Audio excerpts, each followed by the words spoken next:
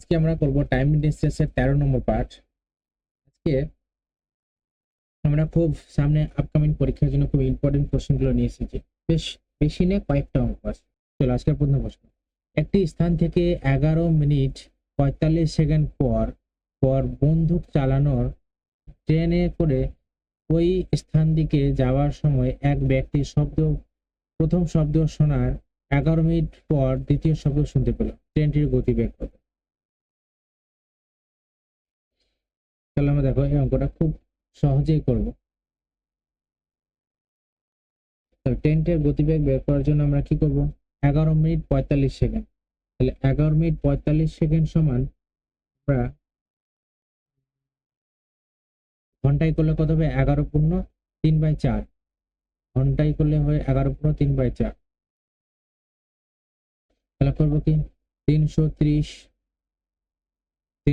কি এই যে মিটার পার সেকেন্ড ইনটু এটাকে 11 মিনিট 45 সেকেন্ড কি করবো? 11 পূর্ণ 3/4 ঘন্টা করে দেবো। মিনিট 11 পূর্ণ 3/4 মিনিট ইন্টু 60 করে দিলাম।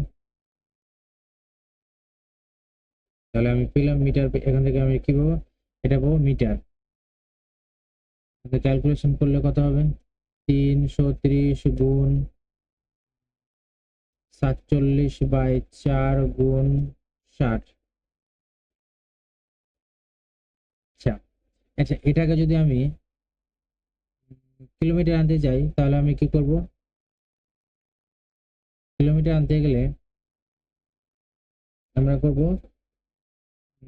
11, যেহেতু এখানে 11 মিনিট পর পর 11 মিনিট ইন্টু 60, তাহলে এটাও সেকেন্ডে পরিণত হয়ে যাবে।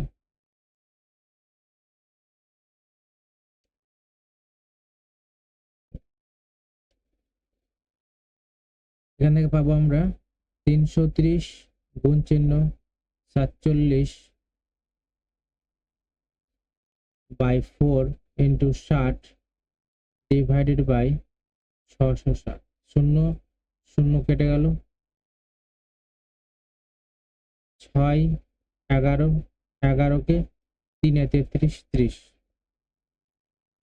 3 15 2। তাহলে এখান থেকে পেলাম আমরা 15 ইন্টু 47/2 গুণ করলে পাবো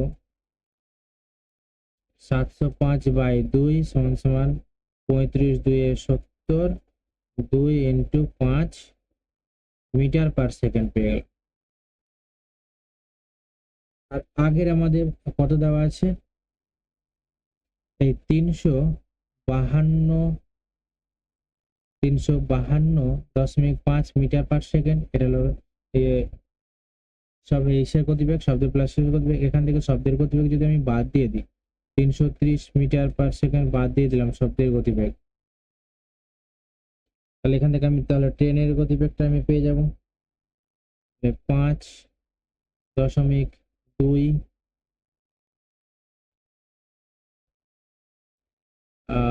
এখানে হয়ে যাবে 2 আর 5 থেকে 3/2। এটা হলো মিটার পার সেকেন্ড। 2.5 কে মিটার পার সেকেন্ড করতে আমরা যদি এসে করি কিলোমিটার পার ঘন্টাতে করি, তাহলে 18/5 দিয়ে আমরা গুণ করে দেবো। এটা দেবে কিমি পার আওয়ার। যেহেতু আমাদের কিলোমিটার পার আওয়ারে ঘন্টাতে উত্তর দেওয়া আছে সবটা, তাহলে এখানে 10 মিনিট উঠালে 10, 5 5 4 20 আর 5 5 25, 45কে 18 দিয়ে গুণ করলে হবে 810/10, 10 10 কেটে গেল। কিমি পার আওয়ার উত্তর হলো 81 কিমি পার আওয়ার। এটা আমাদের উত্তর। আশা করি অঙ্কগুলো বুঝতে পারলেন। চলো 2 নম্বর অঙ্ক, খুবই সহজ। একটি ট্রেন বর্ধমান থেকে হাওড়া 6 ঘন্টা এবং অপর একটি ট্রেন হাওড়া থেকে বর্ধমান 4 ঘন্টায়। তারা সকাল 7টার সময় যাত্রা শুরু করলে তাদের সাক্ষাৎ কখন? তাহলে টাইমের যে রেশিও কত হবে? 6, এটা 6 আর একটা হচ্ছে 4। তাহলে অনুপাত 3:2। স্পিডের রেশিও 2:3। তাহলে ডিস্টেন্স কত হবে? ডিস্টেন্স যে কোনো একটা দিয়ে করলেই হবে, 12 কিমি। ডিস্টেন্স পেলাম, 12 কিমি পেলাম। তাহলে দুজনের স্পিড, টোটাল স্পিড কত হবে? স্পিড হবে, যেহেতু একে অপরের দিকে আসছে, তাহলে স্পিডটা যোগ হয়ে যাবে, মানে 3+2 = 5 কিমি/আওয়ার। তাহলে আমার সাক্ষাতের সময় কখন হবে? সাক্ষাতের সময় হবে 12/5 সমান 12, 2 ঘন্টা, 2 ঘন্টা। আর এখানে যে 2/5, 2/5 কে আমরা যদি মিনিটে করি, তো 60 দিয়ে গুণ, বা 5 × 12 = 60, 12। তাহলে 2 ঘন্টা 24 মিনিট, 2 ঘন্টা 24 মিনিট। আর সকাল 7টার সময় তারা বেরিয়েছে একসঙ্গে, তাহলে 9:24 মিনিটে তাদের সাক্ষাৎ হবে। এটা আমাদের 9:24 মিনিটে, অপশন বিতে আছে 9:24 মিনিটে। পরের অঙ্ক দেখো, এটা ইম্পর্টেন্ট, এটা কোশ্চেন, খুব ভালো কোশ্চেন আছে। বলছে একটি কনস্টেবল একটি চোরের 114 মিটার পেছনে ছিল, ঠিক আছে, এবং চোরটিকে দেখে সে ছুটতে শুরু করলো। কনস্টেবল ও চোরের গতিবেগ যথাক্রমে 21 মিটার/সেকেন্ড এবং 15 মিটার/সেকেন্ড হলে কত মিনিট পর কনস্টেবল চোরটিকে ধরে ফেলবে? ঠিক আছে,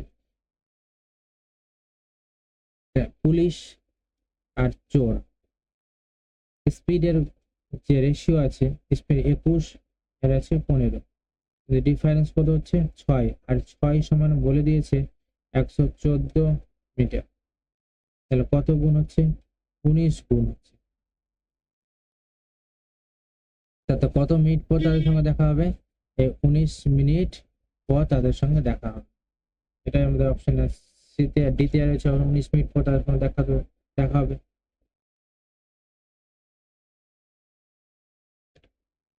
তাহলে আজকে এত পর্যন্ত অঙ্ক।